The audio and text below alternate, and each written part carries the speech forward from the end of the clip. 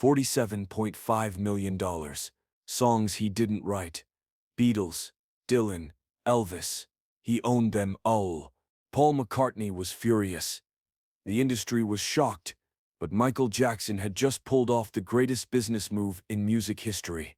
One purchase in 1985 that would generate billions and change the game forever. This is the story of how the king of pop became the king of the music business, and why this decision made him more enemies than any album ever could. It started with a conversation. 1981. Michael Jackson and Paul McCartney were recording together, two legends, one studio. They're working on The Girl Is Mine for Jackson's Thriller album. During a break, McCartney casually mentions something that will change everything. He tells Jackson about music publishing, about how the real money in music isn't from performing or recording. It's from owning the songs themselves. Every time a song plays on the radio, every time it's used in a movie, every time someone covers it, the publisher gets paid. McCartney explains that he and Yoko Ono make fortunes from publishing catalogs. He's laughing about how much money there is in it. Jackson listens. He doesn't say much, but his mind is working, because right there in that casual conversation, Paul McCartney has just taught Michael Jackson the secret to building wealth in the music industry. A secret that Jackson will use against McCartney himself. Fast forward to 1984. Michael Jackson is at the absolute peak of his fame. Thriller has sold over 40 million copies. He's the biggest star on the planet. But he's thinking bigger. He remembers what McCartney told him. Music publishing. Own the songs. That's where the real power is. Jackson starts researching. He discovers that music catalogs are bought and sold like real estate. Entire libraries of songs change hands for millions, and the returns are incredible. As long as people listen to music, the catalog owner gets paid. It's passive income on a massive scale. But more than that, it's control. Own the songs, control the artist's legacy. His lawyer brings him an opportunity. ATV Music Publishing is for sale. The catalog contains over 4,000 songs. But the crown jewel, the reason this catalog is legendary, is that it includes the majority of the Beatles catalog, Northern Songs. The company that owns most of the Lennon-McCartney compositions. Yesterday, Hey Jude, Let It Be, Come Together, 251 Beatles songs. The asking price is shocking.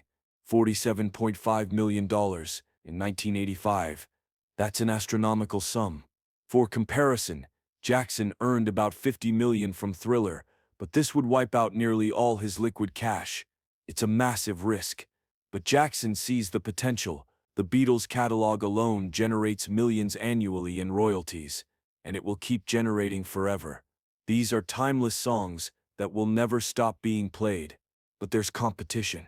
Several bidders want this catalog. Record companies, investment firms, even other artists. The auction is intense. Jackson's advisors tell him he's bidding too high. They say it's not worth it. Walk away. But Jackson won't back down. He knows the value. This isn't just about money. It's about power. Own the Beatles, and you own a piece of music history. Subscribe right now, because what happens next is the most brilliant business move you'll ever see, and it made Michael Jackson richer than any album could. November 1985. Michael Jackson's bid wins. $47.5 million. He now owns the majority of the Beatles' publishing catalog. The music world is stunned. How does a pop performer outbid major corporations for the most valuable catalog in history? But Jackson isn't done. He immediately starts working the investment. The first move is strategic. Jackson renegotiates licensing deals. The Beatles' songs have been making money, but not as much as they could. He opens them up for more commercial use. Commercials, movies, television shows. Suddenly, Revolution is in a Nike ad. Companies pay huge fees to use these iconic tracks. The revenue streams multiply. By 1995, 10 years after purchase, the catalog has generated over $300 million in revenue for Jackson. That's 6 times what he paid. But the value keeps climbing because these songs never go out of style. Every new generation discovers the Beatles.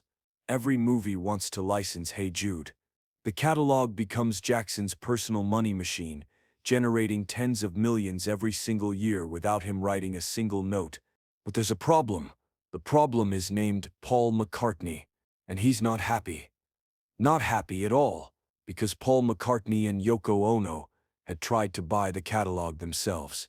They thought they had a gentleman's agreement. The Beatles' music should stay with the Beatles, or at least with their estates.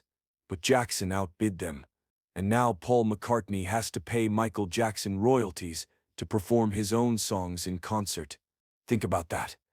Paul McCartney wrote Yesterday, one of the most performed songs in history.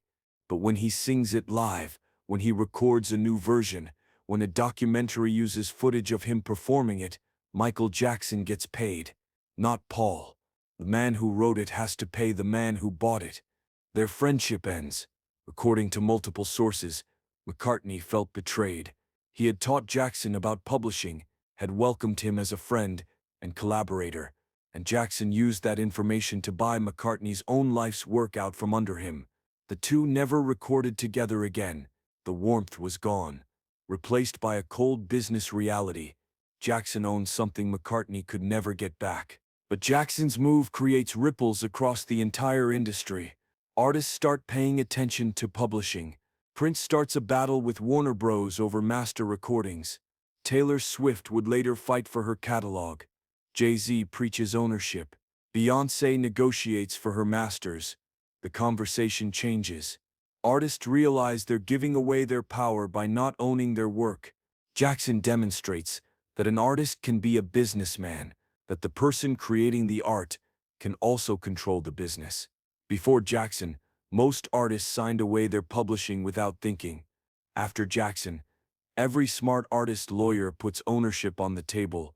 The balance of power shifts because one performer showed what was possible. The financial impact on Jackson's estate is staggering. In 1995, Jackson merges his ATV catalog with Sony's publishing division, creating Sony's ATV Music Publishing. He retains 50% ownership, but gets $95 million up front and a guaranteed income stream.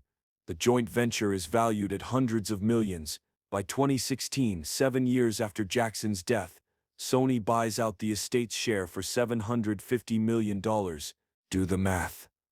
$47.5 million in 1985, sold for $750 million in 2016, plus decades of royalty income, plus the strategic value of controlling that music for business deals. The return on investment is over 15 times the initial purchase price, not counting the annual revenues. It's one of the most profitable music business investments ever made. But the catalog includes more than the Beatles. Little Richard, Elvis Presley hits, Bob Dylan tracks, literally thousands of songs that generate continuous income. Every streaming play, every radio spin, every commercial license, pennies multiplying into millions. The catalog Jackson bought is a piece of the foundation of popular music, and he owned it. The enemies this created are real. Music publishers who lost the bid resented Jackson. Artists who couldn't afford to buy their own catalogs back felt the system was broken. McCartney's public statements grew colder over the years, but Jackson held firm. This was business, and he had won. Fair and square, paid the highest price. Took the risk, reaped the reward. Share this with anyone who thinks artists can't be business moguls, because Jackson proved that the smartest move isn't always the next album. Sometimes it's buying the competition's greatest hits. The strategy reveals Jackson's understanding of leverage and legacy. He knew his own music would eventually decline in popularity. Every artist does. But the Beatles, they're forever. Elvis is forever. Dylan is forever. By owning their music, Jackson tied his fortune to timeless art. His wealth wasn't dependent on him making another hit. It was dependent on people continuing to love music that already proved itself across generations. This is the difference between being rich and being wealthy. Rich is earning money from your work. Wealthy is earning money from investments that work without you. Jackson could have spent that $47.5 million on cars, houses, jets. Instead, he bought an asset that paid him every single day for the rest of his life, and continues to pay his estate after his death. The publishing business also gave Jackson power in negotiations. When he wanted to make a deal with a record label, he had leverage. He owned songs they wanted to license. When he wanted respect in boardrooms, he had it, because he wasn't just a performer asking for a contract. He was a publisher who controlled valuable assets. The dynamics changed. There's a lesson here about information and action. McCartney gave Jackson the information about publishing value, but information alone means nothing. Jackson took action. He researched. He raised capital. He outbid competitors. He took the risk. Many artists learned about publishing. Few had the courage to invest millions into it. Jackson did. That's the difference between knowing and doing. The purchase also shows Jackson's long-term thinking. In 1985, $47 million was a terrifying amount to spend. Critics called it reckless. But Jackson wasn't thinking about 1985. He was thinking about 2000, about 2020, about forever. He played the long game while others chased quick wins, and the long game made him a fortune. Consider the alternative. If Jackson had put that $47 million in the bank, even with good interest, he'd have maybe doubled it by 2009. Instead, he created a billion-dollar asset. The difference between conservative investing and strategic vision. He didn't just want to preserve money. He wanted to build wealth, generational wealth, the kind that outlives you. The Beatles catalog purchase is studied in business schools now. Harvard uses it as a case study in strategic acquisition. The concept is simple but powerful. Buy assets that generate recurring revenue. Own things people need repeatedly. The catalog isn't a one-time sale. It's an infinite series of small transactions that never end. Streaming era makes it even more valuable. Every Spotify play generates a micro-payment. Multiply that by billions of plays per year. Jackson's children inherited this legacy. When Sony bought the estate's share in 2016, that money went to his heirs, Prince, Paris, and Blanket. Their father's business decision 30 years earlier secured their financial future. They'll never need to work unless they want to, because one purchase, one bold move, one moment of vision created multi-generational wealth. The music industry learned from this.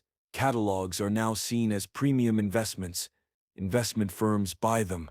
Private equity gets involved. Artists who ignored publishing in the past now fight for it. The conversation Jackson started with one purchase changed how everyone thinks about music ownership. But let's address the elephant in the room. Was it ethical? Paul McCartney thinks it wasn't. He felt Jackson violated an unspoken code that friends don't compete against friends for each other's life's work, that Jackson's move was a betrayal of trust, and there's validity to that feeling. McCartney wrote those songs. His partnership with Lennon created magic, and someone else profiting from it feels wrong on a human level. But here's the business reality. The catalog was for sale. Anyone could bid. McCartney could have bid higher. He chose not to. Jackson chose to pay the price. In business, sentiment doesn't override economics. If McCartney truly wanted those songs back, he had the means to outbid Jackson. Jackson did. That's not betrayal. That's competition. The real question isn't whether Jackson should have bought the catalog. It's why artists lose control of their work in the first place. The Beatles sold their publishing rights back in the 1960s when they were young and naive. By the time they realized the value, it was too late. The catalog had been sold multiple times. Jackson was just the latest buyer. If anyone betrayed the Beatles, it was the system that allowed their work to be sold without their ongoing control. Jackson's move forces us to ask uncomfortable questions. Who really owns art? The person who creates it? The person who pays for it? The person willing to buy it decades later? There's no easy answer, but Jackson proved that in capitalism, ownership goes to whoever writes the check. Create all you want, but if you don't own it, someone else will profit.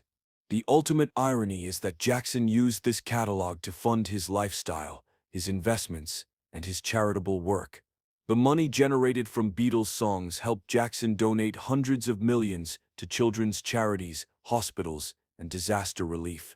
Paul McCartney's work, filtered through Jackson's ownership, did incredible good in the world. Would that have happened if McCartney owned the catalog? Maybe, but it did happen this way. And here's the final twist. In 2017, Paul McCartney finally got some of his songs back. A provision in copyright law allows songwriters to reclaim their work after 56 years. McCartney started doing exactly that. Song by song, he's taking back ownership from Sony ATV. It took decades, but he's getting his catalog back. Not all of it, and not all at once, but it's happening. The law that once allowed his work to be sold now allows him to reclaim it. Michael Jackson didn't live to see that.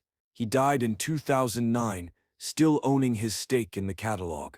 But his decision to buy it in 1985 taught an entire generation of artists that business matters, that you can be creative and financially savvy, that protecting your work is as important as creating it.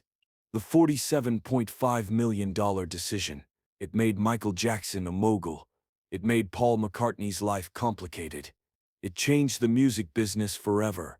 And it proved that sometimes the smartest move has nothing to do with music and everything to do with business. One purchase. One bold bet. One lesson that echoes through every contract negotiation in music today. Own your work, or someone else will. And they'll get rich doing it.